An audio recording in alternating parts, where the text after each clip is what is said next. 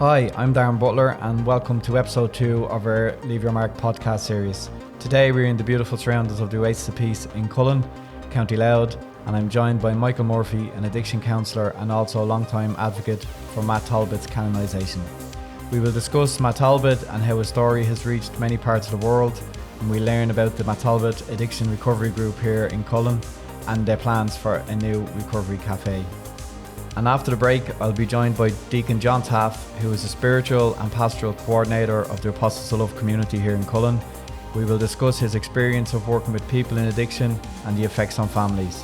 We'll explore how faith can play a part in recovery from addiction, and we'll learn about the Oasis of Peace Centre and how it came about. We'll also find out what is available for people to attend in person or online.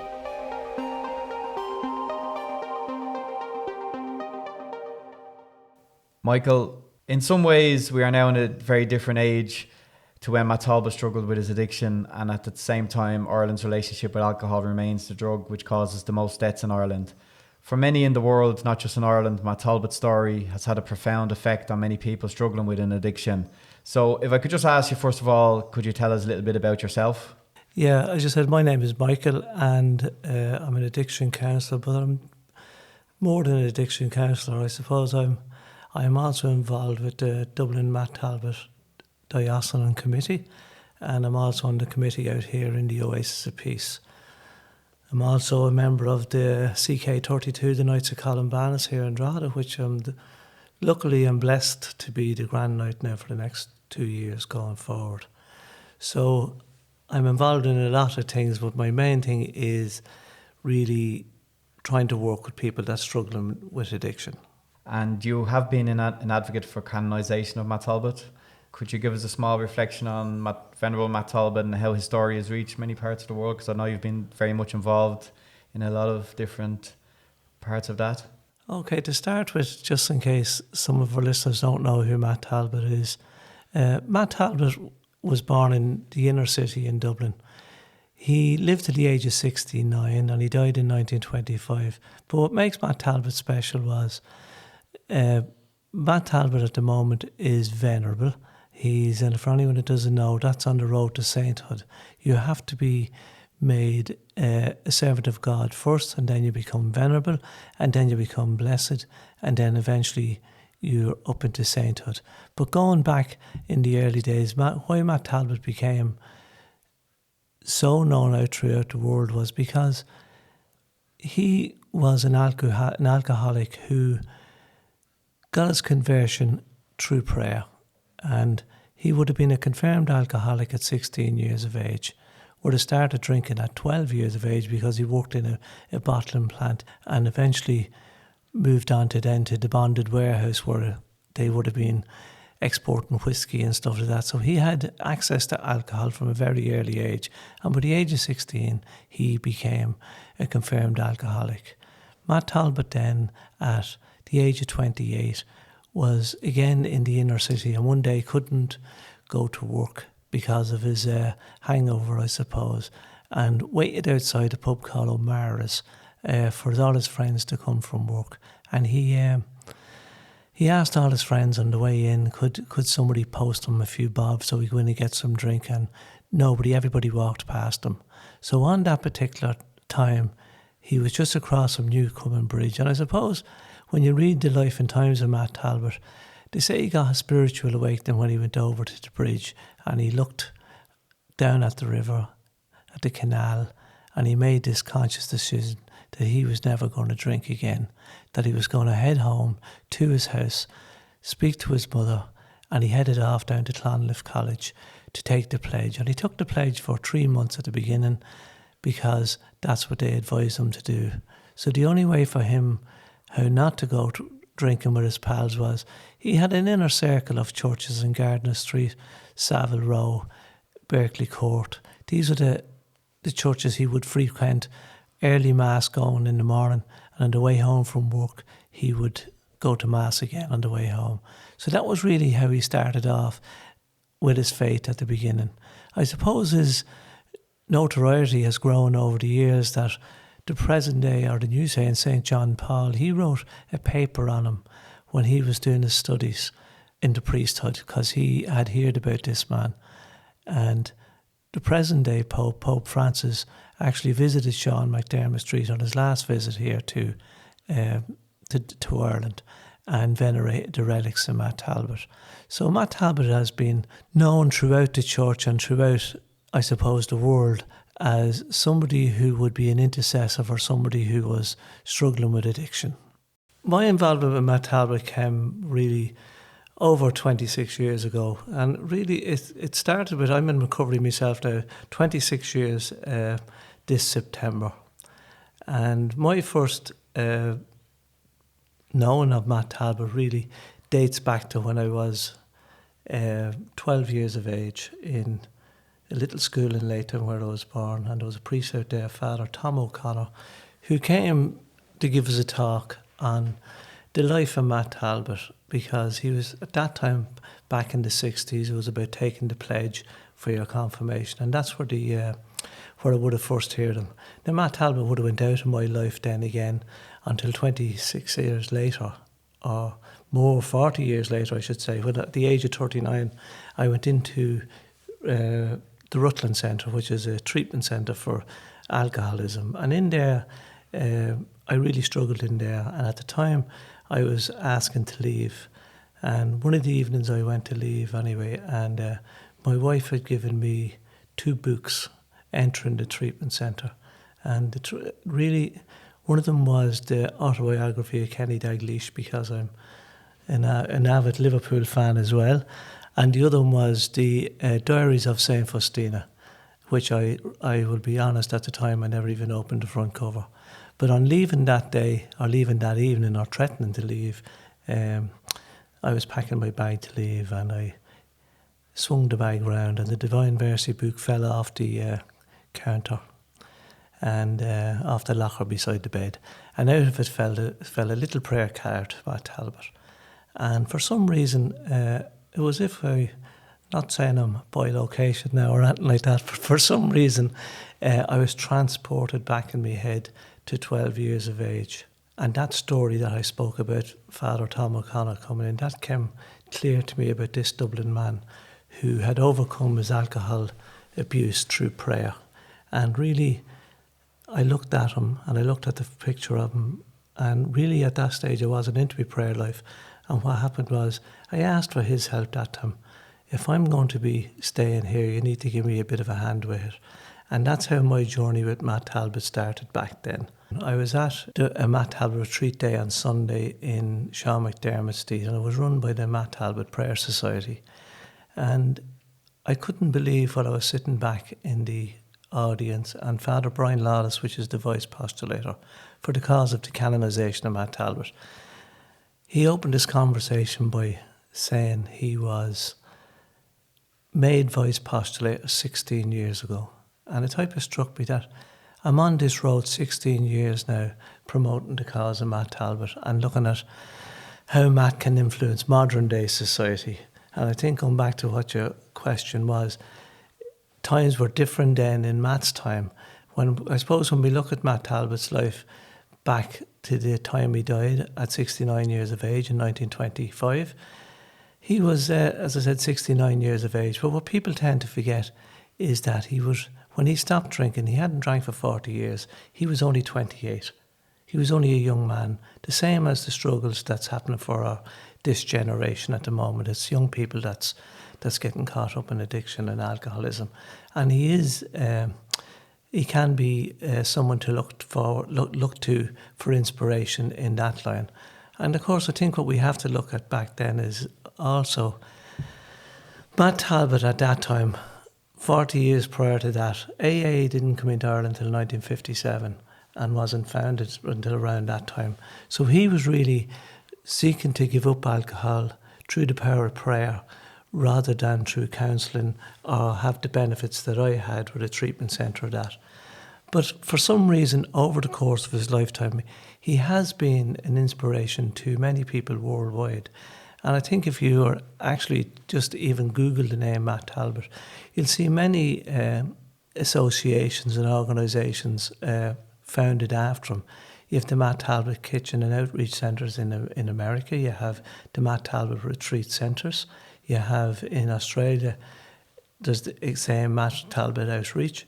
I know in Poland they're very active. And here in Ireland at the moment, there's a whole sort of new surge in the process of Matt Talbot, in a sense where now there has been developed the Matt Talbot Prayer Society, which was a brainchild really of the Irish Bishops' Congress, which now involves the Cathedral in Derry, the Cathedral in Ennis, Armagh Cathedral, Sean McDermott Street. And what happens with them is on the first Monday of each month, they have a prayer service and a mass for anyone and their families who's suffering from addiction. So all the amount of prayer that goes on the first Monday of the month through the intercession of Matt Talbot now is countrywide. And I think also it's worth mentioning that I know I had involvement in Grace Ferry in Philadelphia, in South Philadelphia, that they now have the first American National Shrine to Matt Talbot. And they have that up and running now over 8 months. And a few weeks ago there, I met a lady who was, she's the vice president of the Gaelic Society. And they have commissioned their own statue to Matt Talbot for this National Shrine. And it's a life-size statue. And it's interesting that I had a meeting last week with the two priests in Holy Family here, Father Brendan and Father Stephen, and they are looking to put in a new Matt Talbot shrine in Holy Family Church in Ballsgrove. And I was visiting them last week and I brought them the statue because they're looking to commission the same life-size statue for the church in Ballsgrove. So there's lots of things happening around where Matt is very influential today, even though for him at the time it was completely different because alcohol was the drug of choice at the time, and there was really no one seeking help, only through prayer. Where today it's a bit different, but his influence is there today. Okay, Michael, if I can just follow on from that, with your addiction counsellor hat on, could you tell me of your experience of working with people with alcohol addiction? You mentioned there the difference between when Matt Talbot would have had his struggles to compare to today, but I suppose in some ways, addiction is still the very same for many people. But just your own experience of working with people with addiction and even around the knock-on effects on families and that. Okay, I suppose the difference today, and even when I was in recovery, when I went into recovery first in 1996, it was very specific. When you went in there, you would have an alcoholic, a drug addict, and a gambler, and maybe someone with sex addiction. But today the guys are more complex in a sense where there's a lot of polydrug use and a lot of tablets, and we now have cocaine. So even in my time, going back to Matt's time, was one substance. Today the addiction is polydrug use where they have more than one substance or one activity. And I think that creates its own problems because in some cases you can see the physical part of it where you would see, obviously with alcohol, wear and tear over the years and where that happens, and the same with heroin use and that. But the other process addictions that are not visible physically, but there's all this emotional stuff with them.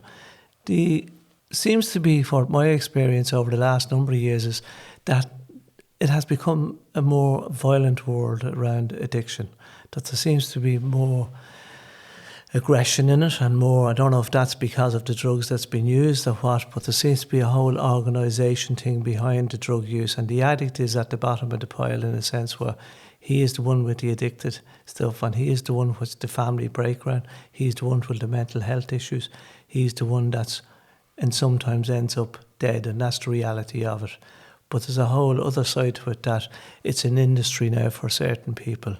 And the families where, even going back to my time, I can only speak like with my own family, in a sense where they would have seen the hurt because me not being present and the daddy relationship with the children not being present. But today, families are dealing with a lot more intimidation and a lot more the knock-on effect than just seeing their loved ones struggling is actually carrying now more into the family if there's money owed for drink or drugs, or certainly in the drugs world, that the intimidation process is a lot worse. The physical end of it is still the same, and the mental health issues are still the same. I worked in Tabor House in Navan. It's a secondary treatment centre. And really when the guys appear there, when they come first, what you see is people lost, lonely and lost, that don't know where to turn. And that's the biggest thing I see. For the families, and I worked with families in Ballymun, in the STAR project up there as a family support worker.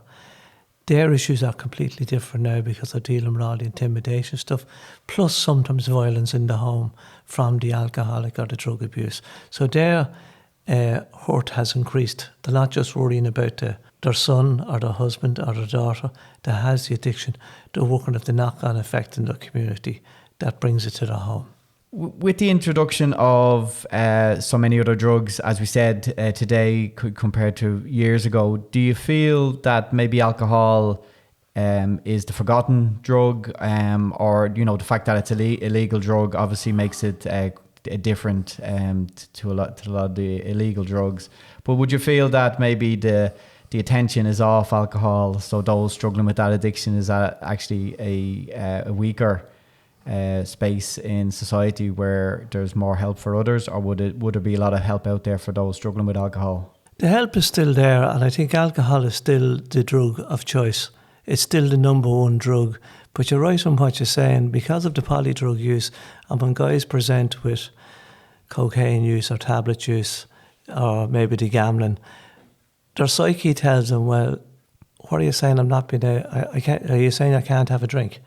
There's the emphasis on the alcohol is not as problematic as the other drugs are when they present to treatment centres, but yet it's still the lead-in drug to all the other drugs, if that's one way of wording it. Yeah, like a gateway drug. Like a gateway drug, yeah. The Matt Talbot recovery group that meets here in the Oasis of Peace in Collon, could you tell us a little bit about that? Because I know it's a new initiative that's been brought here. Yeah, we started up the Matt Talbot spiritual recovery groups because back in 2014 I was asked to give a talk on the life of Matt Talbot at the KLEX International Conference in Philadelphia. And when I went, I didn't really know much about what KLEX was. And KLEX is the Latin word for chalice. And KLEX was something that was set up in the 60s, way back in New York. And it really came about from where there was Irish and Italian immigrants who was attending AA meetings at the time. And they felt that they couldn't speak about Jesus as the higher power because even back then that the meetings were becoming very circular. And if you look at the 12 steps, the second step always speaks about a God of our understanding. Now, if you come from a Catholic background, speaking about Jesus sometimes is frowned on. And we can see that in our own society today where being Catholic is being like on the back foot. In other words, we're not really allowed to openly to speak freely, not unless we're in groups here like we're in our Oasis of Peace. So KLEX was set up around that there would be a meeting not in opposition to AA or NA or any of the other support groups, but it was like another support group for somebody with faith. So I looked at it and said maybe that could work here for us. So when I was back doing my studies to becoming an addiction counsellor, one of the things I looked at or done a little bit of research around was what happens to people when they come into recovery. They go to their AA, they go to their NA, they go to their treatment, they go to their aftercare, and they do really well for 12 months or maybe 18 months, and they stay clean and sober. But some of them are not happy. Some are still empty. Some are still lost. And really, it's the spiritual side of the program that some people weren't grasping. So I was speaking to John a number of years ago about how would we set something up, and we tried on more than one occasion. We looked at doing it in the parish centre in St Mary's in Drogheda. Then we looked at Our Lady of Lourdes Church in Drogheda, and we could just never get it off the ground. But something happened when we came out here to the Oasis of Peace here in Collon. It was the correct setting for something like that. So the group was set up, and what's happening is we explore the steps through the scriptures, and we openly come here. It's the third Saturday of every month, and really it's for people who's, yes, I probably have a handle on my addiction because of the supports I have, but my faith life is not there, and I still feel a bit empty. And we use Matt Talbot as an example because when you think of his time without the support groups. He didn't get up one morning and just decide, I'm going to go to Mass, or I'm going to... He knew at that time the only way for him to stay safe and away from alcohol was to enter into the church and sit there. He didn't really know how to pray at the time. He would have known how to say an Our Father or maybe a Hail Mary. But he sat at the back of the church all the time in the early days. And really what he didn't understand was that God's graces were coming to him every time he sat there because he was present. And that's all he needed to do in the early days. And for us here, what I see for lads coming here, if they engage here, they will slowly come back to the faith and they'll feel that fulfillment. Because at the end of the day, what does any addict need? What's missing in their life is peace of mind. They don't have peace of mind. They can stop drinking, they can stop drugging, they can get their relationship back, they can get their work back, they can get everything back in order. But sometimes they're just not happy. And they're not happy because I believe, and my own belief is, that when God comes into your life and he's present and you build that relationship with him, you're fulfilled. And that's like the final piece of the jigsaw. And we look at Matt Talbot's life, where he became fulfilled over a period of time, over 40 years. It didn't happen when he stopped first. It happened near the end of his life. Last September, we had our first Matt Talbot retreat day here. Instead of rushing into it, we've been patient and we've been taking it only once a month. And the reason for that is because every addict that I've ever met or worked with over time, it's all about patience. It's all about slow. And when they come here, I know now lads that's come into this meeting here who have gone back to Sunday Mass. They've gone back to confession. And it's baby steps for them. We started out here and we only had a few local people coming to it. Now we've guys coming from Donegal. There's a man coming here this Saturday from Belfast for the first time. So they're coming now from all over the country here. So, which tells me something is moving forward for them. Okay, Michael, thank you very much for that. And just to say that we will have some links at the end of the podcast for people who would like to have more information about the Oasis of Peace and, of course, Matt Talbot Addiction Recovery Group. So, Michael, I'd just like to say thank you very much. I know you're going to join us at the end of the podcast again, but just for now, just to say thank you for your very personal story, and we really appreciate it and know how that can help many others. So, once again, thank you. Thanks, Darren. And after the break, I'll be joined by Deacon John Taffe, who is Spiritual and Pastoral Coordinator of the Apostles of Love community here. We will discuss his experience of working with people in addiction and the effects on families. We'll explore how faith can play a part in recovery from addiction, and we learn about the Oasis of Peace Centre, how it came about, and we'll find out what is available for people to attend in person or online. If you've been affected by any of the issues discussed in this episode, you can visit the Irish Bishops Drugs Initiative website at www.irishbishopsdrugsinitiative.ie. If you want to learn more about Matt Talbot and the Apostles of Love, you'll find links and contact information in the description.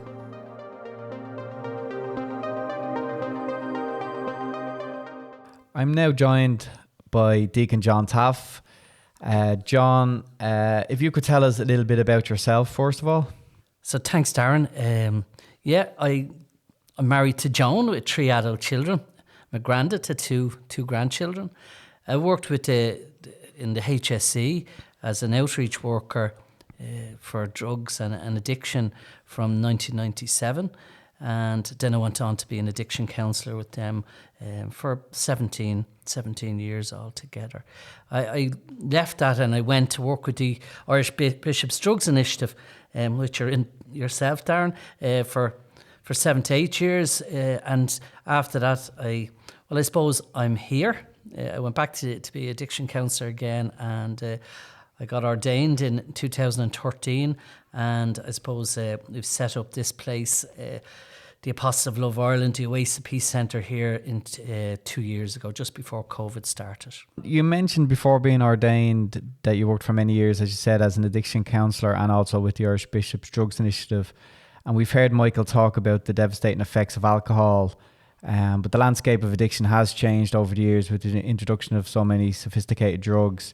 Could I ask you what addictions were people presenting with when you were in your counselling, and also today, here in the Oasis of Peace? I suppose in the HSC, while I worked in Drogheda and Dundalk before that, I suppose people were coming with all different types of drug use.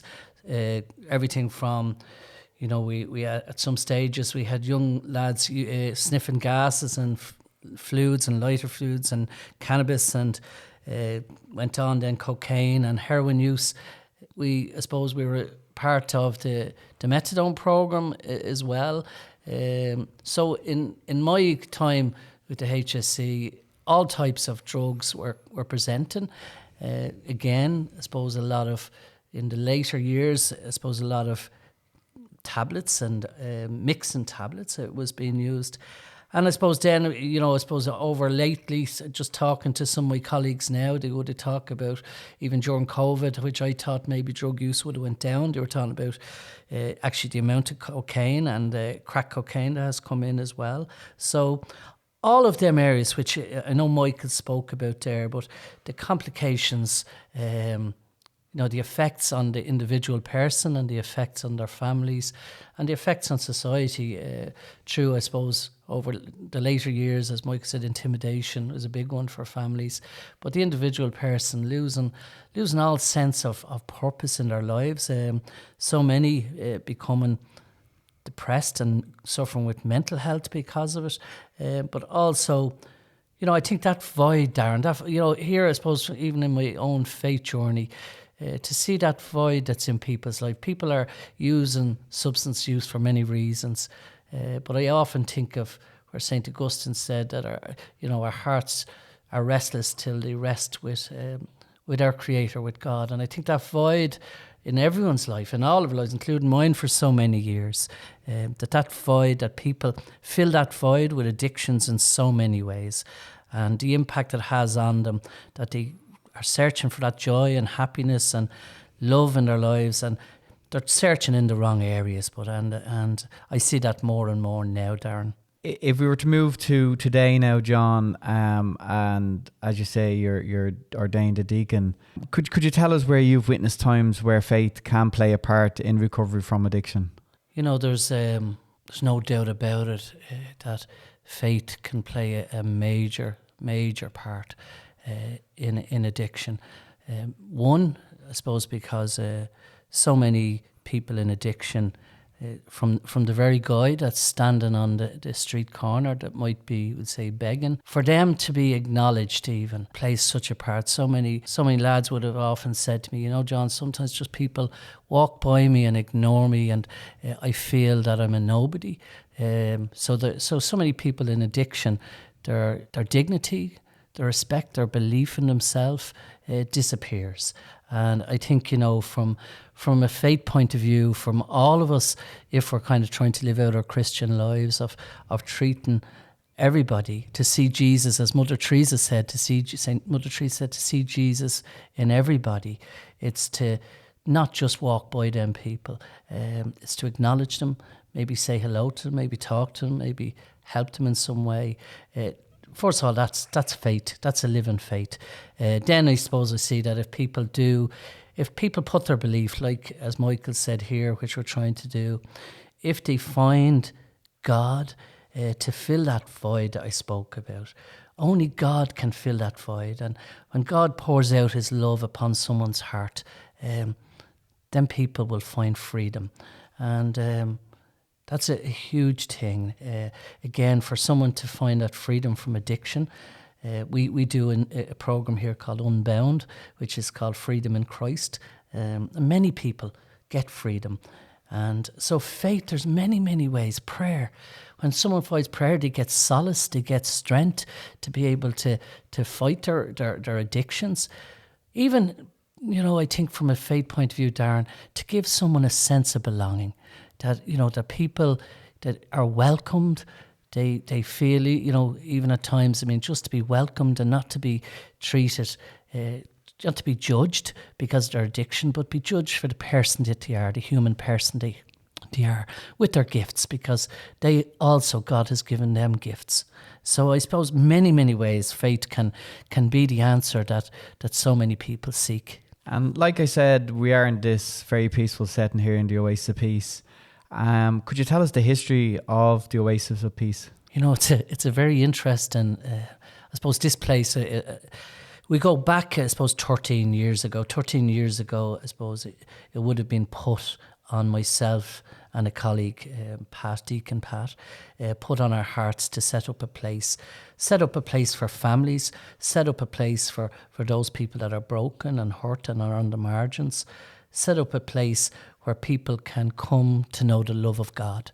So we really wanted to set up a place where we go back to the basics of the Catholic and Christian faith, of treating people with love, you know, just welcome people and bringing them on to try to encounter Christ, to teach them around their understanding of their faith, and also to bring healing into their lives, again, through faith. So I suppose it was put on our hearts 13 years ago. 12, or I suppose just before COVID, at the start of COVID, we had approached here the monastery here in Mellifont Abbey and asked them, told them our plan. Everything here, where you're sitting now, Darren, this centre is all God's work and God's providence, because we were given the place and we were told, look, you have to do it up. And everything that came, I mean, there's been over 250,000 spent on this, and we never asked anyone for a penny, and people came forward to do all the work. And to me, it's miraculous, but it's also when God wants something to happen, it will happen. So we kind of got this place, and during COVID, we were seeing people every day. There was many people, I suppose, with the gifts and the talents and the charisms that people have that are involved. You know, we can see where even my own experience and Mike's experience around counselling and other people's experience, we could see people for maybe pastoral counselling. We could see people for listening, to listen to them and to just be there for them. So right during COVID, people were arriving every day, suffering with anxieties and mental health and depressions and addictions and all of these areas. They came and just to be listened and to be welcomed for a cup of tea and a scone, or just to have a place to come. So that's how it's kind of started, Darren. But since then, we've all kind of a team. We have a team of over 30 volunteers that are part of the team. They all have different gifts, and they use them gifts here to reach out to people and to welcome people. And we have a whole programme every day of different things happening here. Everything from someone coming just to learn about their faith, or to come on retreat, or to come to get, let's say, freedom through the unbound, or to be prayed with for healing, or to a prayer group, or to, if someone is separated or divorced, we have a group called Beloved that we started for that. So there's so many different areas that we have here. And we just want to, again, bring God's love to everybody and let them encounter God, and I suppose then send them back to their own communities and their own parishes. And it has been such a blessing for all of us involved to see God at work. It just sounds like it's for everybody on their journey in their faith, from those who are at the very start to those who are seeking more. And, you know, that's exactly what we wanted. We wanted from the very person that's broken. For instance, a couple of weeks ago, you know, I came over in the morning and there was a guy outside, and I asked him, was he okay? And he was looking into space, and he said, I left my house with a rope in my pocket to take my life. And he says, I've walked to pick the place to do it. And he said, this looked like a beautiful area. And he said, I see the Oasis of Peace, and I wondered what it is. He came in, and it's not by chance that God sent him here. He was never here before in his life, never knew about it. But we spent a couple of hours here with him and put a plan in place to keep him safe. And the guy is just, you know, he has since come plenty of times, and, you know, the difference in him. And I just, again, from someone like that to someone that maybe has been away from their faith for a long time, to come and to encounter God in different ways. It could be encountering God in his creation, which we have beautiful forests, and as you see around here, we've beautiful surroundings. We have, you know, silent prayer here, that people can find time to get away from the hustle and bustle to the silence. or maybe they can come and do a course with us or retreat with us. We do kind of our ladies' retreats here. We do Matt Talbot retreats. We do lots of different kind of events here every day.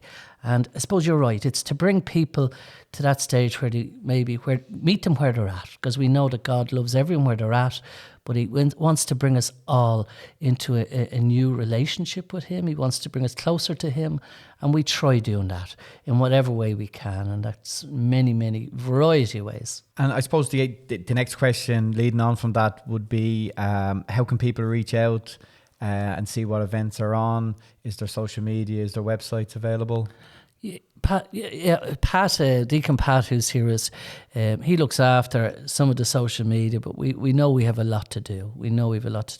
I suppose our greatest way of promoting is by word of mouth, because we have so many people coming here, really every day. Bar Wednesday is probably our quietest day, but every other day of the week we have many events on and people come through word of mouth. But we have our website, which is www.apostlesoflove.ie, or you can Google Apostles of Love Ireland, because I suppose we started through Our Lady in Medjugorje when we were away on pilgrimage. Our Lady's messages was saying, "Be my apostles of love." So we wanted to be apostles of love. We wanted to start at the basic of love, and the centre being Oasis of Peace. There is a centre in Medjugorje called Oasis of Peace. But our difference is we wanted people to come here and go away with an oasis of peace in their heart. So that's why we call the centre Oasis of Peace. And we hope that we can do that. We can bring people on the journey, that there's something for everyone here, and they can go away maybe refreshed, renewed. There's lots of parishes come here on retreats. They bring people from their parish. We had the Catholic African community here on Saturday for a retreat. We had a youth group here on Friday for a retreat.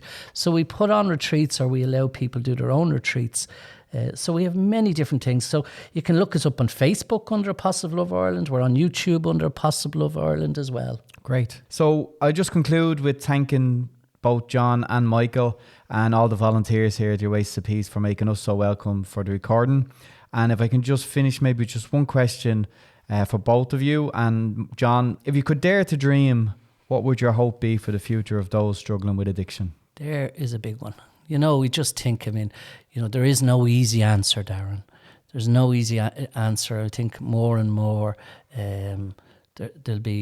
we've lived with it all our lives in society. It's always going to be there. One, I think that people need people in addiction themselves. One, that they need a variety of, I always think that they need a variety of supports available. They need to be able to, here in Ireland, one of the things I struggled with is that there wasn't enough treatment beds. When someone wants maybe to get treatment, they can't get that treatment when they want it because there's not enough beds out there. But outside of that, that's one area. It needs funding put into it on a national basis, both for those that use and also family members. But also from our point of view, that also not to forget, even in maybe in the health service, you're allowed to talk about spirituality, but you're not allowed to talk about maybe your faith as regards maybe the Catholic faith. But yet, if we look back through all of our history here in Ireland, the Catholic faith were the only people that were providing the treatment for people in addictions. And I don't think it should be overlooked. I think that even for Cúmhuire and all of these areas, they need to be looked at, I suppose, upon as that faith can play such a difference. Research shows that people that have a faith or have a belief system is much more positive, the results in getting clean from addictions. So I think there should be more research put into it. It should be supported more. And I suppose from our point of view, we'd love to be able to be a light. From my point of view, even here in the Oasis of Peace, that those that in addictions that will come here, that they will see the light again in their eyes, will see the gift that they are and that they can use that gift and maybe that will have a knock-on effect to those in our local communities to get sober or to get clean from drugs and to get a new life of freedom back through the help of Christ. Great. Thank you very much for that, John. Thank you, Darren. And the same question to you, Michael, just to finish off. If you could dare to dream, what would your hope be for the future for those struggling with addiction? I suppose, Darren, when I'm listening to the way the word, the question is phrased, I'm thinking of those. So I'm thinking of the individual rather than what can be done for the whole addiction services and that. I suppose for the individual I'm thinking of, I'm still in recovery from addiction myself. I think it's peace of mind. It's something that the addict never has, never had, and always seek that void, as John spoke about there. Always searching in the wrong places. And I think when you're in recovery and you're coming away from drinks or drugs, you're all the time looking for something. And it's only when you find Jesus and you find the love of Jesus that you feel fulfilled, because you never do feel fulfilled. And my hope for any of the addicts or alcoholics, that they find that fulfillment that they have, because when you get that fulfillment, self-worth comes with it, self-esteem comes with it, and you become the person that God always wanted you to be. I'll always remember a lady in Ballymun who had 2 sons who died from heroin overdose, and the 3rd son was in Mountjoy. And she asked me a question one day, Michael, how do you work with people like my sons? Because there's times as a parent, and the trouble they brought, I wished them dead. And that was a very strong statement for a mother to say. And I'll always remember answering her in a way that when we were born and we were baptised, that flame was put into us, and the Holy Spirit came upon us through our confirmation and everything. And we kicked ball, and we played games, and we had dreams of what we wanted to be. A footballer, a fireman, ever what it was at the time. And that flame got bigger and bigger and bigger. Then all of a sudden, drink and drugs came in. And that could have come in through something that happened in our lives, trauma or something like that. And all it ever done was drink and drugs and addiction, all it ever done was smother that flame of belief, that flame of desire, of wanting to be something else. It never goes out. And I was explaining this to this lady, that sometimes I feel when I'm in a room with somebody who's struggling, I'm like the blacksmith with the bellows. I'm constantly pumping to get that spark back into a flame of life again. And that's what I would wish for any addict, that flame would burn inside them. And that flame today we know is the love of God, is that relationship they have with God that brings them forward and out of this darkness that they're in to the person that God wanted them to be. And if I'll finish with Darren, it's just a little prayer that, believe it or not, is in one of your own books, and it stuck with me for an awful long time. It said, life is like a voyage on the sea of history, often dark and stormy. A voyage which we want for the stars that indicate the route. The true stars of our life are the people who have lived good lives. They are the lights of hope. Certainly Jesus Christ is the true light, the sun that has risen above all the shadow of history. But to reach him, we also need lights close by, people who shine with his light and so guide us along our way. And certainly Matt Talbot is one of those lights. Okay, great. Thank you for that, Michael. And just once again, thanks to John and Michael for joining us today. Thank you for listening. If you found this podcast interesting, please tell others and please subscribe. If you've been affected by any of the issues discussed in this episode, or if you want to learn more about the Apostles of Love, you'll find links and contact information in the description. This episode was presented by Darren Butler of the Irish Bishops Drugs Initiative. It was produced by Darren Butler, Mark G. Byrne and Lisa Murray. The sound engineer was Mark G. Byrne. Please subscribe to be notified about new episodes.